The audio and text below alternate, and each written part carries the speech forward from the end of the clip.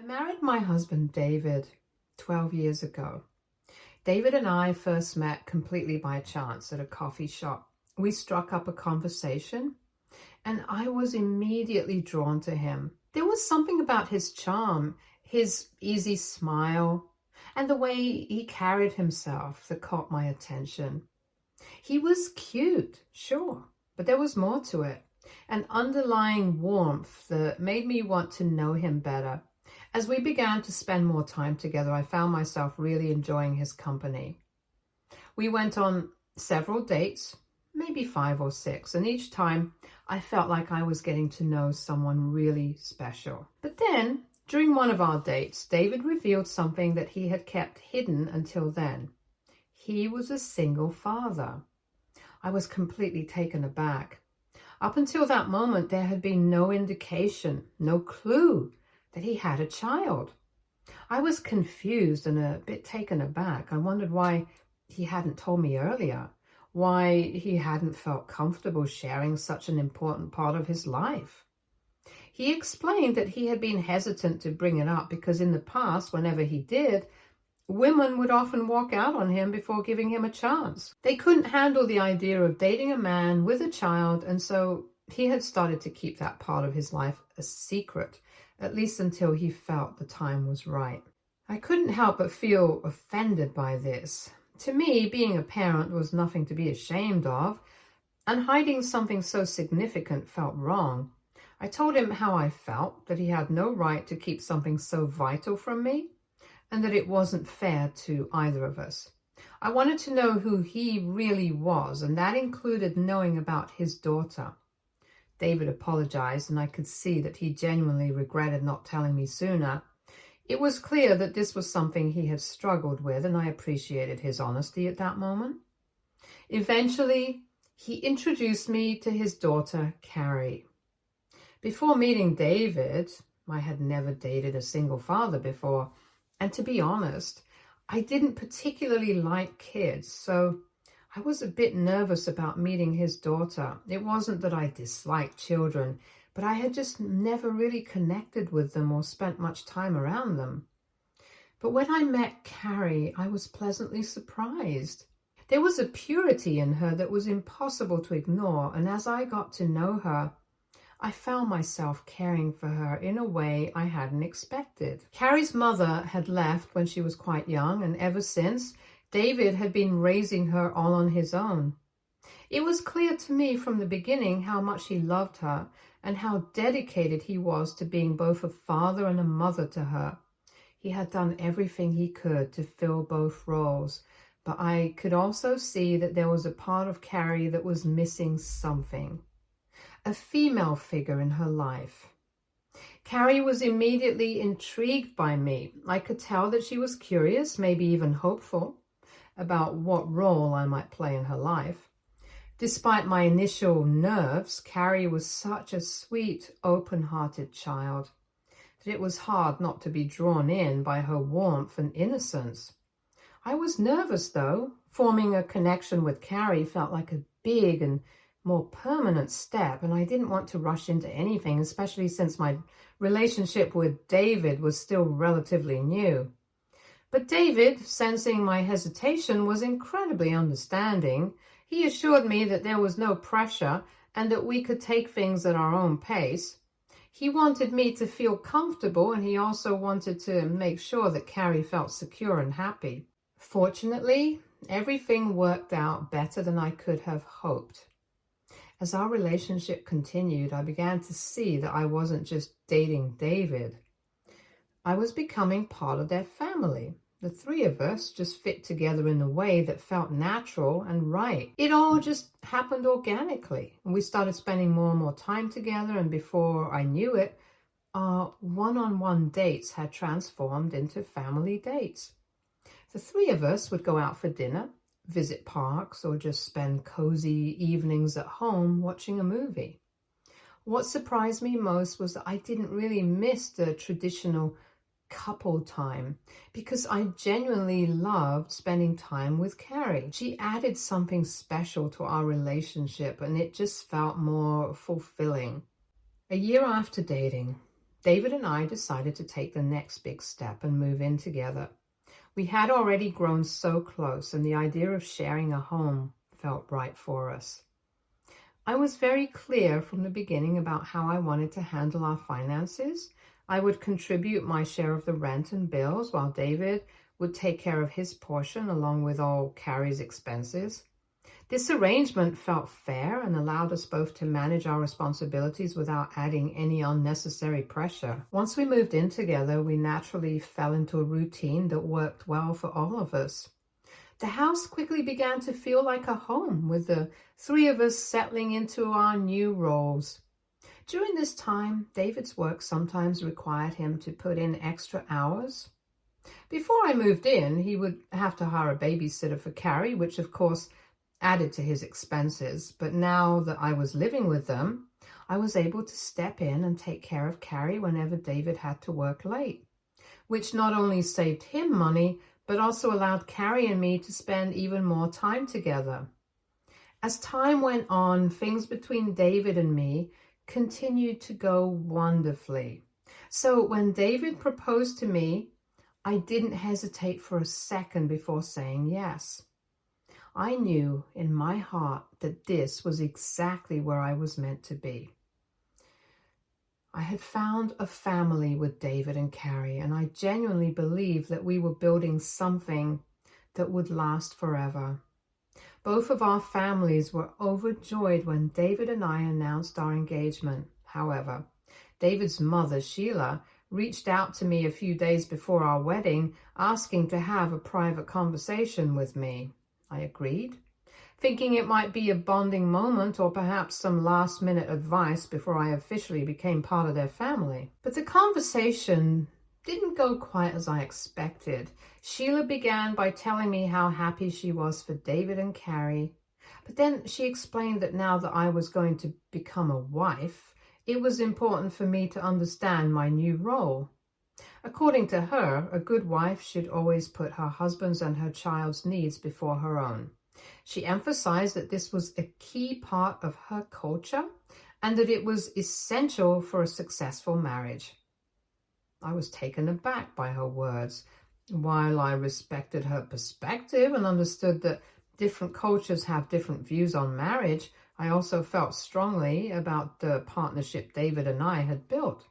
We had spent a lot of time discussing our roles and expectations, and we both believed in a marriage that was based on equality, mutual respect, and shared responsibilities. I felt it was important to stand up for what I believed in, so I told Sheila that these were modern times and that David and I had already had plenty of conversations about how we wanted to navigate our marriage.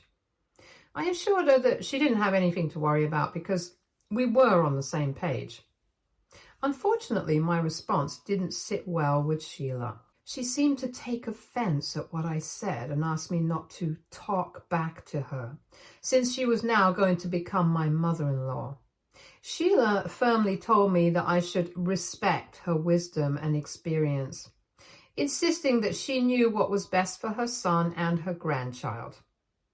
I could see that the conversation wasn't going anywhere productive, so I tried to remain polite, but inside, I was feeling a mix of frustration and disappointment. Later that day, I told David what had happened. I wasn't sure how he would react, but he became furious. He felt that his mother had clearly overstepped her boundaries by trying to impose her beliefs on me, especially right before our wedding. Without hesitation, he called his mother and confronted her about the conversation. Sheila tried to downplay the situation, saying that she was just concerned and wanted to make sure everything would be okay since I didn't come from their culture. But David wasn't having any of it. He made it clear that him and I were the ones deciding how our marriage would work, and he warned her to stay out of it. I could tell that this exchange likely angered Sheila even more. She had been clearly trying to assert her authority and influence over our relationship, and now David was firmly pushing back. While I appreciated David standing up for me and for our relationship, I couldn't shake the feeling that this might have deepened the divide between Sheila and me. The last thing I wanted was to cause tension within David's family, especially so close to our wedding. During the wedding, it became painfully clear that Sheila still held a grudge against us. While most of our guests were full of joy and congratulations, Sheila didn't offer any congratulations, and when it came time for the photographer to capture the family photos, she outright refused to participate. David, however, seemed unfazed by his mother's behavior. I suppose he had grown accustomed to her occasional tantrums and had learned to ignore them. And throughout the day, he didn't let her mood affect him, and he focused on enjoying our special day. I admired his ability to stay calm and keep his focus on what really mattered, but I couldn't help but feel a bit bad for Sheila. Despite everything, she was David's mother, and I knew this day was significant for her too, even if she wasn't showing it in the way we might have hoped. At one point, I decided to approach Sheila and try to smooth things over. I didn't want this lingering tension to cast a shadow over our relationship. But when I approached her, hoping for at least a civil conversation, she immediately shut me down. She told me in no uncertain terms that this situation was my fault, accusing me of creating a rift between her and David. Her words were harsh and left little room for reconciliation. At that moment, I realized that there was nothing more I could do. I had tried to extend an olive branch, but she wasn't ready to accept it. So I left it at that. Despite Sheila's behavior, the rest of the wedding went incredibly well. One of the most beautiful moments of the day was seeing Carrie take part in our celebration. She was our flower girl, and she was absolutely radiant as she walked down the aisle, scattering petals with a bright smile on her face. And for the past 12 years since I married David, I've been as much of a parent to my stepdaughter Carrie as he has. I've been there for her in every way a parent could be, from attending her school events to inviting her friends over for a sleepover. Since getting married, I've never thought twice about contributing financially to her upbringing either, whether it was paying for her school expenses or funding our family vacations like our yearly trips to Disney or other places we've traveled together. Given that I earn significantly more than David, it just made sense for me to take on these responsibilities, and I did so gladly because I saw Carrie as my own. However, life changed when 2 years ago, David lost his job suddenly when his company laid off a significant number of workers. It was a tough blow for him, and he was understandably upset. As his partner, I wanted to support him through this difficult time. I assured him that we were in this together and that he didn't have to worry about our finances. I took over all our household expenses, including the mortgage, bills, groceries, and everything else, while David focused on finding a new job. At first, David threw himself into the job search. But with every rejection, his frustration and feelings of defeat grew. It was painful to watch him struggle, and I did my best to be there for him, offering encouragement and reminding him that setbacks were a part of life. However, as the rejections piled up, David began to withdraw more and more, and he started spending a lot of time in our basement, which he had converted into his man cave.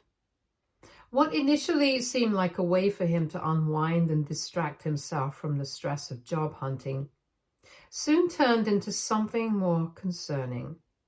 David began spending night after night playing video games, sometimes until the early hours of the morning. He wasn't helping with chores, and more worryingly, he seemed to distance himself from Carrie. He stopped checking in on her, something that had always been so important to him as a father. During the day, David would sleep in late, often until the afternoon, and when he was awake, he was either gaming or simply seemed detached from everything happening around him. The vibrant, active partner and father I had known was fading away, replaced by someone who seemed lost in his own world. It was heartbreaking to see this change in him. I tried talking to David about my concerns, expressing how much I missed the way things used to be and how worried I was about him. I reminded him that we were a team and I needed him to be present, not just for me, but for Carrie too. However, these conversations didn't seem to have much of an impact. He would often dismiss my concerns or promise to change, but nothing ever really improved. It was a challenging time for me, balancing my full-time job, managing the household, and trying to be there for Carrie, all while feeling increasingly isolated in my marriage. I still loved David deeply, but I couldn't ignore the strain his behavior was putting on our family. I kept hoping that things would get better, that he would find a job or at least regain some of his old self. But as the days turned into months, that hope began to wane. Despite everything, I tried to stay strong for Carrie's sake. She deserved a stable, loving home, and I was determined to provide that for her, even if it meant shouldering more of the burden myself. I foolishly thought life would go back to normal as soon as David would find a job. So imagine my shock when I accidentally discovered that my husband had been having an affair for the past 1.5 years. It all began when I asked David to take Carrie to her dentist's appointment. She was soon going to be moving out to college, so she wanted to get her teeth checked because of her braces. Normally, I took her to all her appointments, but this day I was already feeling unwell and had spent the entire day cleaning the house, washing dishes, and cooking for all of us. I was exhausted, both physically and emotionally. However, David immediately threw a fit, complaining and telling me to take her instead. I put my foot down, insisting that he needed to get his ass out of the couch and take his daughter to the appointment. And after a lot of back and forth, he begrudgingly agreed, but not before calling me a nagger, since according to him, I was always bothering him about everything. His words stung, but I tried to stay calm, not wanting to escalate the situation any further. After they left, I decided to make use of the quiet time by cleaning up the basement, which had been neglected for months. David rarely allowed me to go down there, always saying that it was his space and that he would clean it up himself. But given how things had been, I knew the basement would be a mess, and I figured it was long overdue for a good cleaning. As I started tidying up, I suddenly heard a phone ring. I hadn't realized that David had left his phone behind. It was strange because he never went anywhere without it and always kept it in his pocket. I ignored the first call, assuming it wasn't important, but then the phone rang again. Curious, I picked it up and saw that the caller was a woman whose name I didn't recognize. My heart skipped a beat. David didn't have any female friends that I knew of, especially since he had been jobless for a while. Part of me tried to rationalize it, thinking maybe it was a call about a job application. But then the phone stopped ringing, and his phone started receiving text messages from this woman. The first one read, "Hey, are you up?" My blood ran cold as I stared at the screen, trying to process what I was seeing. Then another message came through. "Babe, can you send me $150 for my nail appointment?" At that moment, everything came crashing down around me. The messages left no room for misinterpretation. My husband was clearly involved with this woman, otherwise she would not have called him babe or asked him to send money. I felt as though the ground had been ripped out from under me. My mind raced as I tried to piece together all the signs I had missed. His increased irritability, the long hours he spent in the basement, his detachment from me and Carrie. It all started to make sense. The man I had loved and supported for years, the man I had stood by through thick and thin, had been betraying me behind my back. I had sacrificed so much for our family, working extra hours, managing all the household expenses and caring for Carrie, only to find out that he had been living a double life. I didn't know what to do next. Should I confront him right away? Should I wait and gather more evidence? Should I call someone for support? As I was standing there in the basement, still reeling from the shock of discovering those text messages, I suddenly heard the front door open. My heart raced as I realized David had come back, and I knew I needed to act fast. Without thinking, I quickly put his phone back exactly where I had found it and tried to compose myself. I forced myself to continue cleaning, pretending nothing was wrong, though inside I was barely holding it together. David came running down the stairs, looking surprised to see me there. His eyes narrowed slightly as he asked, "What are you doing down here?" I could feel his suspicion, but I managed to keep my voice steady as I casually replied that I was just cleaning up since the place was pretty messy. I tried to sound as nonchalant as possible. For a moment, he looked at me closely as if trying to gauge whether I knew something, but I kept my expression neutral so he didn't suspect anything. He told me he had forgotten his phone and had to rush back home to grab it before taking Carrie to her appointment. He then hurried back upstairs without another word. I waited in silence, listening to his footsteps as he made his way out of the house. I waited with bated breath until I heard the front door closing behind him before I burst out crying onto the basement floor. The realization that David had driven all the way back home just so he could continue hiding his affair from me was too much to bear. I cried for everything I had lost in that moment. The trust I had in my husband, the belief that we were a team, and the love I thought was unbreakable. It was clear now that David knew exactly what he was doing, and he was going to great lengths to keep his secret hidden from me. I couldn't believe how foolishly I had stood by him all these years, taking care of him and his daughter while he was happily sending money to his affair partner. I had sacrificed so much for our family, and here he was, using the money I earned to support someone else. The realization of how deeply he had betrayed me, not just emotionally, but financially as well, fueled a burning anger inside me. The next morning, I woke up feeling determined. I wasn't going to let David continue to take advantage of me. He needed to face the consequences of his actions. I decided to reach out to my close friend, who happens to be a lawyer. I told her everything, how I had accidentally discovered the affair, how long it had been going on, and how he had been secretly supporting his other woman while neglecting his responsibilities at home. My friend was both shocked and sympathetic, and she advised me that the first thing I needed to do was gather solid evidence of the affair. This evidence would be crucial if I decided to move forward with a divorce, especially since I had been the primary breadwinner and had taken on most of the financial responsibilities.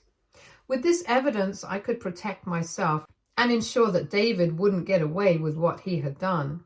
For the next few days, I tried to get my hands on his phone again, but David seemed more careful now. He kept it close, never leaving it unattended. Frustrated, I started thinking of other ways to gather evidence I needed, and that's when I remembered his laptop. David had an iCloud account, and I realized that his text messages would be synced there as well. Since he rarely used his laptop anymore, it was likely he wouldn't think twice about me using it. I decided to make up an excuse. I told David that my laptop wasn't working properly and I needed to borrow his for some urgent work. I was nervous as I made the request, but to my relief, he didn't seem suspicious. Perhaps he didn't realize how much information was stored on his laptop, or maybe he was just too comfortable in his deception to think I would investigate anything on his laptop. Either way, he agreed and handed over the laptop without much hesitation. With his laptop, I knew this was my chance to uncover the full extent of his affair. Thankfully, he was still logged into his iCloud account, hence I could read all his messages now. My heart pounded as I read through the conversations between David and his affair partner. Their messages were filled with endearments, inappropriate pictures, and most infuriatingly, proof of the money David had been sending her. She'd been asking for money for things like nail appointments, gifts, and even a vacation. And David had been giving it to her using money that should have been for our family. The more I read, the angrier I became. I saved all the messages, taking screenshots and storing them on my phone. I knew this evidence would be crucial when the time came to confront him and ultimately take legal action. The very next day, armed with all the evidence I had gathered, I went to my friend. She reviewed everything, and after going through it all, she confirmed that the evidence was solid. And with that assurance, she told me that I was in a strong position to move forward with my plan to divorce David. My heart ached for Carrie, knowing how much this decision would affect her. My friend, however, reminded me that the truth was important, especially for Carrie. I had been a significant part of her life for so many years, and she deserved to know the truth about her father's actions. That night, during dinner, as we all sat around the table, I confronted David. I laid out all the evidence I had gathered, text messages, screenshots, the records of the money transfers. His face went pale as he realized the extent of what I knew. At first, he tried to gaslight me, denying everything and accusing me of misinterpreting the situation. But with the irrefutable proof in front of him, there was no escape. Carrie looked completely shocked by this revelation. She turned to her father and asked him directly if it was true. And that was when David broke down and accepted the affair. He started apologizing, saying it was just a slip of the moment and that he didn't mean for any of it to happen, and begged me to forgive him. I pointed out how he had the nerve to send money to this woman and treat her like a sugar baby while he hadn't been contributing anything to our household for the past 2 years. I was the one paying the bills, taking care of Carrie, managing the house, and supporting him through his job loss. All the while, he was shamelessly having fun with this woman. David tried to justify his actions, saying, however, since he was out of work, I had made him feel emasculated, and claimed that he never felt like a man around the house anymore. I couldn't help but laugh at the absurdity of his accusation. I told him he needed to stop blaming his insecurities on me. His affair was a choice he had chosen to get involved with this woman. I informed him I was done supporting a loser like him and that I would be leaving him. The look of shock on his face was almost pitiful. It was clear that he hadn't expected me to actually divorce him. Perhaps he had assumed that I would forgive him and we would somehow move on. He begged me to give him another chance and promised me that he would end everything with the other woman. However, I just didn't care any longer. Long story short, I've since moved out and already hired a reputable divorce lawyer, recommended by my friend. His family has reached out to me multiple times during this time, asked me to forgive him.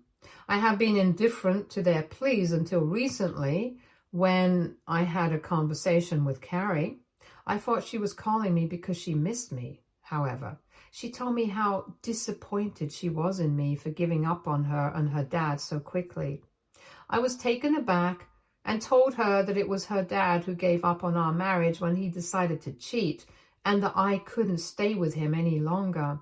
I assured her that I would always be in her life regardless of our divorce, as I consider her my own child. However, Carrie responded coldly, saying that if I went through with my decision to divorce, then she would cut me off because she wanted to support her dad, since he was her real family. This has really pissed me off. AITA for divorcing David for cheating on me? Update 1.